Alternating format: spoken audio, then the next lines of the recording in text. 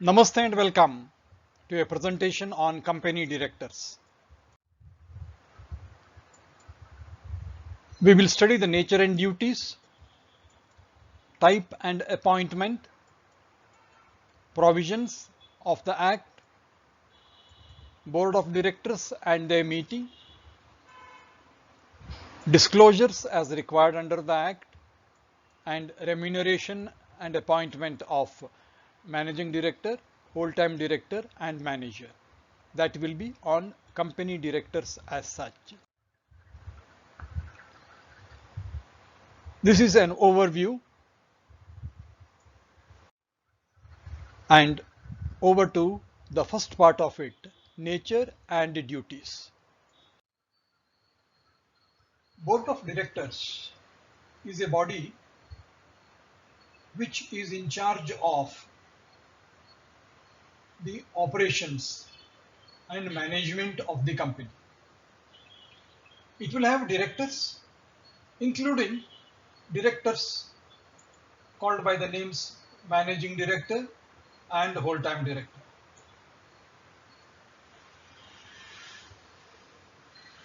As a board, they are a collective body and all policy decisions of the company are reviewed and operated by the directors as a body.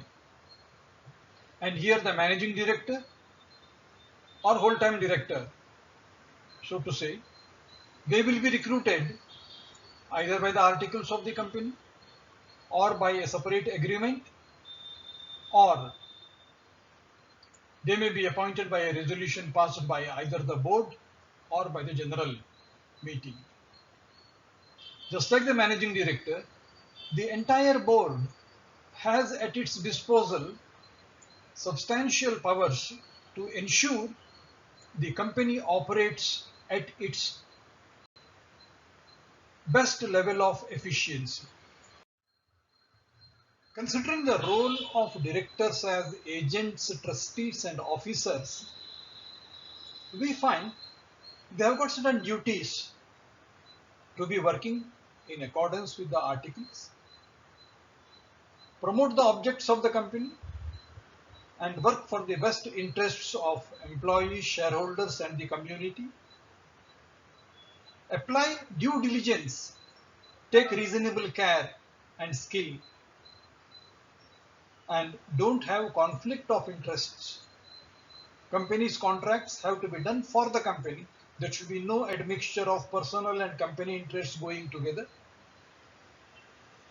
And there should be absolutely no undue gains or undue advantage for personal benefit.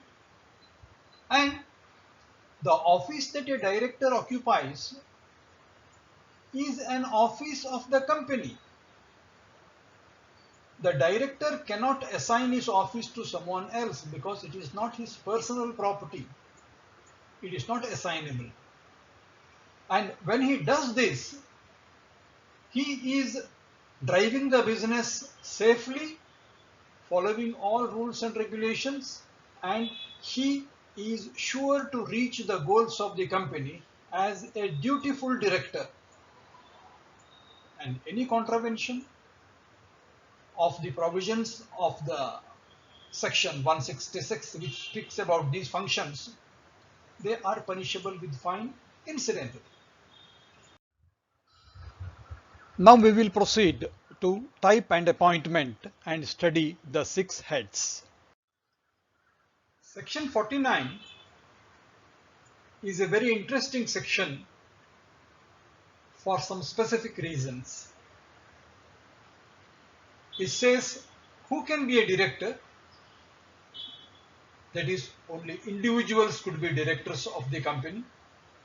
Then it goes on to talk about the minimum number of directors a company should have. It says a public company should have a minimum of 3 directors. A private company should have a minimum of 2 directors, and a one-person company need to have 1 director. This is so far as the minimum number of directors is concerned. Then it talks of maximum. It says a company can have at the maximum 15 directors. But if a company wants to have more directors, it facilitates.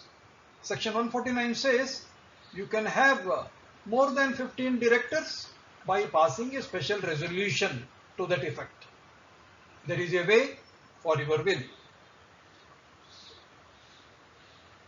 Section 149 also talks of two special type of directors, woman director as well as independent directors. It says every listed public company needs to have at least one woman director, and it needs to have at least 1/3 of its total number of directors as independent directors.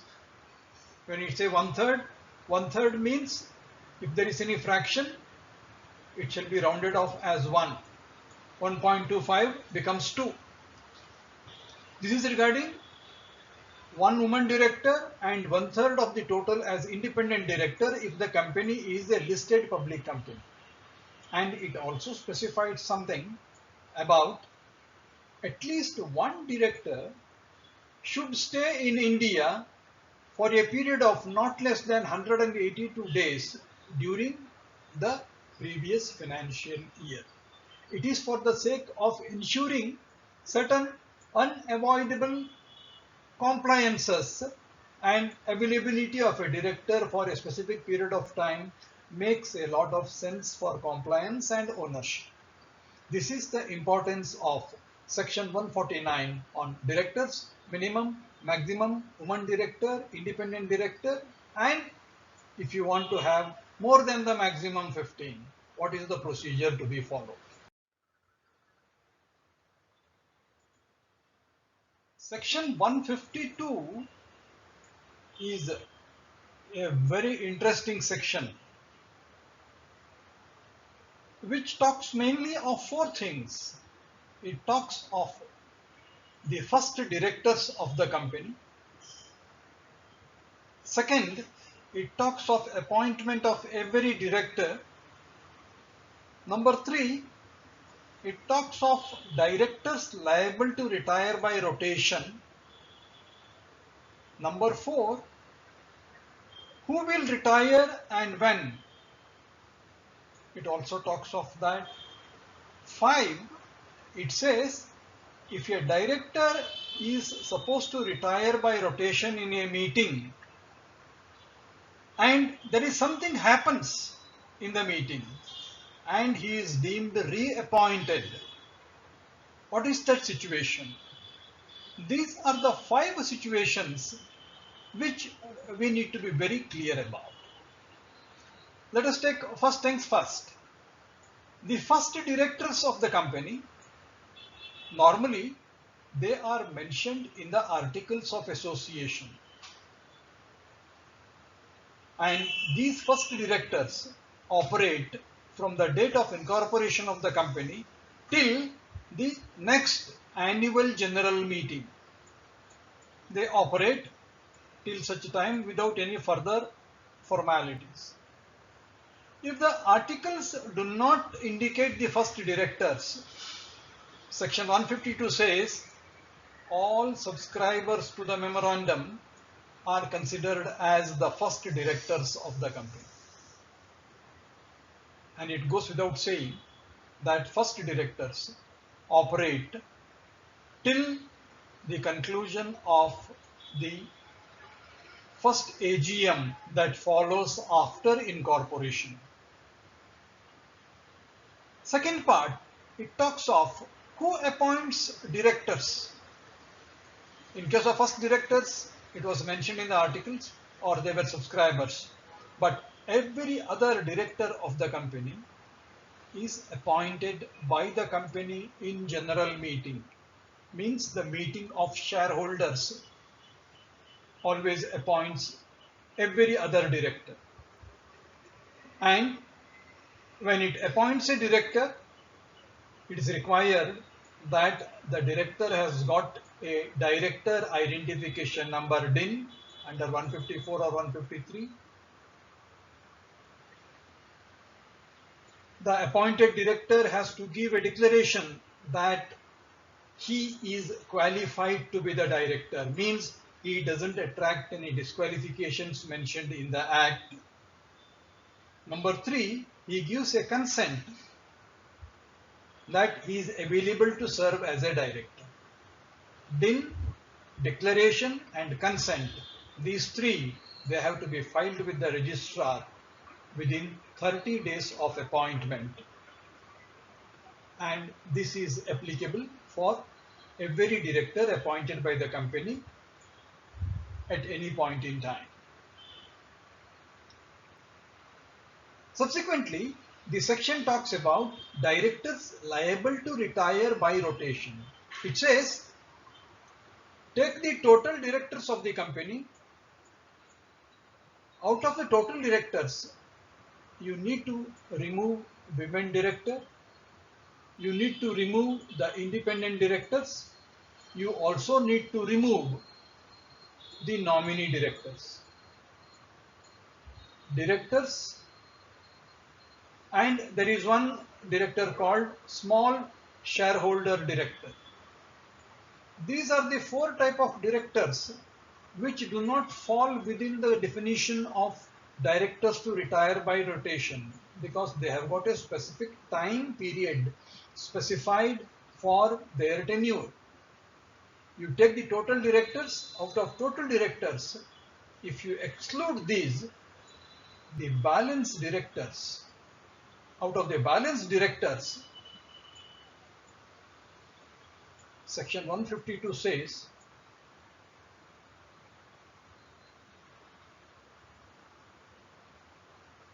not less than two-thirds of directors, excluding these 4 varieties, have to retire by rotation. And how do they retire? 1/3 of such directors are liable to retire every year at the annual general meeting. Means, of the total directors, we exclude specific directors. Of the balance, 2/3 is grouped as directors to retire by rotation, and out of these directors who are supposed to retire by rotation, every year 1/3 retires and is replaced. It is retired and replaced. Okay, every annual meeting, 1/3 of the retirable directors have to retire. If the 1/3 comes to fractions, it says nearest to 1/3. 3.3 becomes 3 only. Who has to retire out of the retiring people? One who is longest in office has to retire. If 2 directors are there who joined on the same day and one is supposed to retire, who has to retire? What is the guideline? It says there can be an agreement between the directors, or it can be done by lot. Same day joined, one of them has to retire, by lot you decide who has to retire. What happens after a person retires? It creates a vacancy. That vacancy has to be filled up in the same meeting. Now, can a person who retires, can he be once again appointed for the vacancy? Yes, it is possible, but it is not automatic. The company has to give a notice that Mr. So-and-so is retiring by rotation, is eligible for reappointment, and the company is pleased to consider him for reappointment. In that case, if the resolution is passed, he can be reappointed as a director. Section 152 talks of a specific situation. It says a person is retiring and the company has not expressly filled the vacancy. It has remained silent. He has retired at the general meeting. And subclause number 7 is quite interesting. It says, If the vacancy of retiring director is not filled up and the meeting not expressly resolved not to fill the vacancy, the meeting stands adjourned till the same day in the next week. In the adjourned meeting next week, once again, if it is not filled up and meeting doesn't decide anything,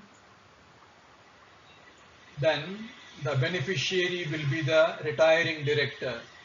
He is considered to have been reappointed to that position automatically. It is called deemed reappointment. Means the company has to specifically state that we have not reappointed him or anyone else. Now, deemed reappointment will not be automatic. It has to fulfill some conditions. What are those conditions? Number one, there should not be any reappointment resolution which was lost in his favor in the meeting. Means the company wanted to reappoint him, but the resolution was lost. There is no deemed reappointment. The retiring director himself gave it in writing that he is not willing to continue. Then he loses the chance. Third, he has attracted a disqualification and is disqualified, therefore no automatic reappointment. And as per the terms of appointment, there should have been a resolution specifically asking him to be reappointed in terms of the Act, but that resolution was not passed. Fifth, if any director to be appointed, section 162 says each one resolution. You cannot have appointment of multiple directors in one single resolution. There must be one resolution for the appointment of one director individually. If that requirement is not fulfilled, there is no deemed reappointment. To put it once again, 152 talks of first directors, subscribers to memorandum, balance directors, total directors excluding women, independent nominee director and small shareholder director. Of them, 2/3 to retire by rotation. Of the retirement by rotation, 1/3 to retire every year at the annual general meeting. The retiring directors will be by arrangement or by lot, and one who is retiring, if the vacancy is not filled up, there is a chance of deemed reappointment automatically. Section 161 talks of 4 types of directors: additional director, alternate director, nominee director, and director in a casual vacancy. That could be appointed by the board of directors. Board of directors appoint these 4 types of directors. Let us understand each one of them. Additional director is appointed when the board feels that they need a fresh director to be added for the sake of operations, but general meeting is way ahead, they cannot wait till such time. In that case, what they could do is they could make a temporary arrangement and appoint an additional director by way of a resolution in a board meeting. One thing we have to remember, when board appoints, it has to ensure it doesn't reverse the decision of an AGM. For example, if in the concluded AGM, if a director has lost an election for appointment as a director, he cannot be once again rehabilitated as an additional director. Additional director is to help the board to have enough number of directors to facilitate their operations. It's a privilege to them. It is not to rehabilitate somebody. And this additional director will hold office till the next annual general meeting, and then the decision, subsequent recruitment will be done by the members. It's a temporary appointment. Number two is, if one of the directors is going out of India for some time and the period involved is a minimum of 3 months and above, the board can appoint an alternate director in place of the person who is away from India for a period not less than 3 months. And this alternate director will attend meetings and be available to company so long as the original director is outside India. The moment the original director comes to India, the position of alternate director is closed. He cannot continue. And whenever an alternate director is being appointed by the board and the original director is an independent director, as we will see, independent director is a professional director who has got expertise in one specific field, say law, accounts or finance. When he is going out of India and his position is getting vacant, when you bring a replacement for him as an alternate, even the alternate director candidate should be equally qualified.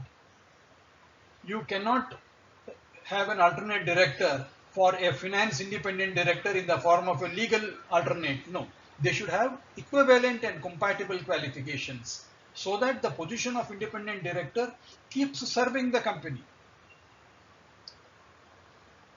And the alternate director, as we saw, will vacate the position once the original director returns to India. Supposing during the period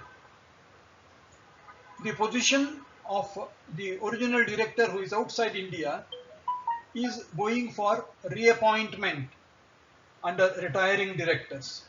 Who is reappointed? Is it the original director or the alternate director? We have to be very clear. Alternate director is a temporary post. It depends on the primary post of the original director. The reappointment is always of the original director, not of the alternate director. Coming to nominee directors, most of the time companies will borrow money from the banks or financial institutions. The lenders want to have a close watch on the operations of the company by putting a member on the board of directors. Such directors who represent financial institutions or bankers and find a place on the board are known as nominee directors. They are nominees of lenders. They will be on the board as per the term indicated in the sanction of finance, and they are not liable to retirement by rotation. Then there is a post of a director who has expired, who has died, or who has resigned. There is a vacancy. And he resigned, say, 6 months before his term ended. In that case, for those 6 months, the board of directors can appoint a person in that vacancy. Any vacancy that arises because of resignation, disqualification or death is called a casual vacancy. That casual vacancy could be filled up by the board, and the duration of that appointment will be the residual term of the original term, and the term will come to an end once the original term also comes to a close. This is about the 4 types of directors appointed by the board. Section 149, through its subsection 6, highlights the conditions a person meets to be eligible to be really independent, to be appointed as an independent director. It says he's a person of integrity and has got relevant experience. Perfect. He's not a promoter. He has no pecuniary relationship other than his salary. None of his relatives hold any interest in the company, nor they owe any money to the company. Himself or his relatives, they don't hold any managerial position. He is not in any way connected with the auditors and company secretaries or cost auditors of the company or any other consulting firm. And if the company is giving any donations to non-profit organizations, he is not a chief executive of any such organizations. Subclause 6 of 149 lists out what makes an independent director in terms of his qualifications. And this is what is required when he joins as an independent director. And once he joins, there might be changes in these situations. He is supposed to bring to the notice of the company as and when there is a change in his status with a declaration. There is one Schedule 4 which talks of what is the code for independent directors, listing out do's and don'ts. If you take an independent director, he is not eligible for stock options. And his term is 5 consecutive years every term. He is eligible for reappointment. He can go for 2 terms. And he is not a nominee director. He is not a director retirable by rotation. But he is expected to act professionally and responsibly. He shall be liable for anything occurred because of absence of diligence and care on his part. Independent director is a statute directed move to have a third eye on the operations of the company, which should fulfill all these qualifications. Rule number 4 on the number of independent directors lays down 3 parameters to be considered while insisting that they need to have at least 2 directors who are independent directors. The conditions are: it's a public company, paid up share capital of rupees 10 crore or more.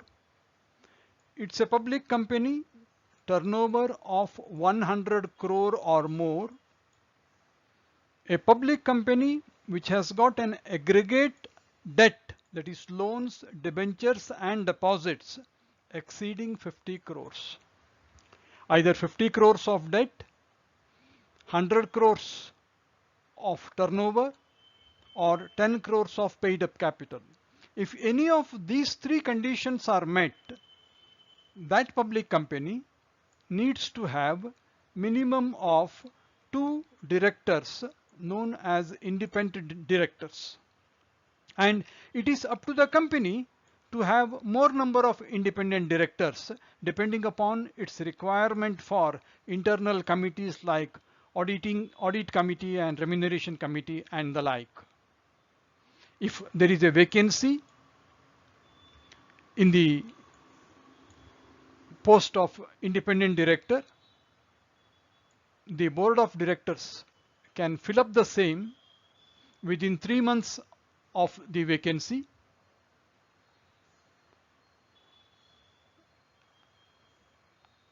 and the company, if it is not fulfilling any of these 3 conditions for 3 consecutive years, it need not have to worry about recruitment of a independent director. All these paid up capital and turnover as well as the debt is based on the latest audited financial statements. We can note that Rule 5, which deals with the qualifications of independent director, summarizes the essentials in 2 points. Number 1, it says an independent director shall possess appropriate skills, experience and knowledge in one or more fields of finance, law, management, sales, administration, research, technical operations or other disciplines. Means he should be an expert in one or more of these fields. Second, it talks of a financial limit in terms of none of the relatives of an independent director are indebted to the company or its holding company or subsidiary or associate company or their promoters or directors, any one of these, or has given a guarantee in connection with any indebtedness of a third person in respect of the company, holding, subsidiary, promoters, directors, etc. for an amount of rupees 50 lakhs anytime during the 2 immediately preceding financial years. Means during the last 2 years, their exposure in terms of debt or guarantee to this group, promoters or the company holding or subsidiary companies, should not have exceeded rupees 50 lakhs. 2 things, qualification and expertise and exposure within limits of 50 lakhs by any of the relatives of the independent director. This is simply a guideline. Rule number 3 elaborates on woman director. It classifies companies into 2. 1. Every listed company, it is mandatory to have a woman director. Any other public company, means other than listed company, if the capital is 100 crores and above or its turnover is 300 crores and above, it also should have a woman director, at least one. If there is a vacancy in the position of woman director, as we noted in respect of independent directors, it has to be filled by the board within 3 months of the vacancy or the board meeting date, whichever is later. Means intermittent vacancy has to be filled on priority, and for listing company it is mandatory. For public company other than listed company, it is depending on meeting the share capital norm of 100 crores or turnover norm of 300 crores. Section 169 talks about small shareholder director. This is applicable to a listed company. A listed company can go for a small shareholder under 2 circumstances. 1, suo motu, on its own, or when it receives a notice from not less than 1000 shareholders. Now, when it receives a notice or when it decides, it can go for a small shareholders director. If he receives a notice from 1000 shareholders, the notice should be received at least 14 days before the meeting. It should specify the name and address of the proposed person who is proposed by the small shareholders as their director, and the proposed gentleman has to provide his director identification number he has to give an undertaking that he is not disqualified in any other way, and he has to file his consent with the company. Subject to this, the company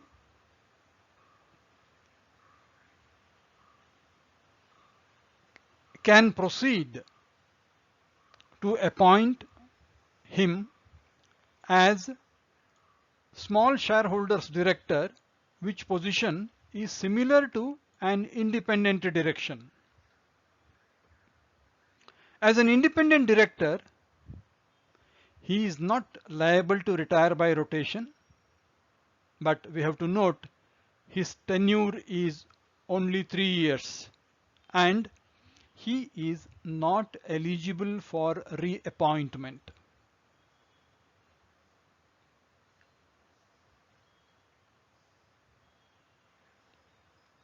And we have to note that he has to fulfill section 164, not to attract disqualifications. He should not attract the grounds which attract vacation of office under 167.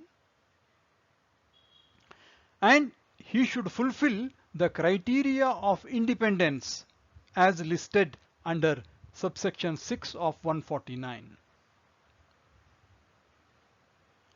All things done, a small shareholders director can hold that position in not more than 2 companies at a time. But there is one more rider. The other company where he is a small shareholders director should not be competing with the business of the current company, else it will be a conflict of interest.